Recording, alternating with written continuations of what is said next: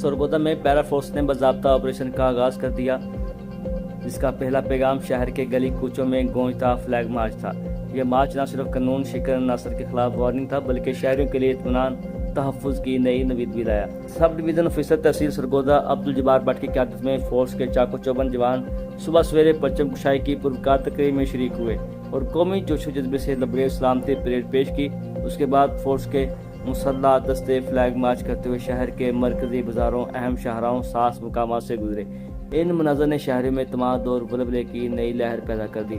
Flag march کے اختتام پر force نے شہر بھر میں گشت کیا، تجاوزات، مافیا، ٹریفک میں رکاوٹ ڈالنے والوں اور قوانین کی خلاف ورزی کرنے والے عناصر کو سخت تنبیہ کی۔ اس موقع پر S D O Pira Abdul Jabbar Butt نے کہا کہ فورس کا مشن سرگودا کو منظم، محفوظ اور تجاوزات سے پاک شہر بنانا ہے۔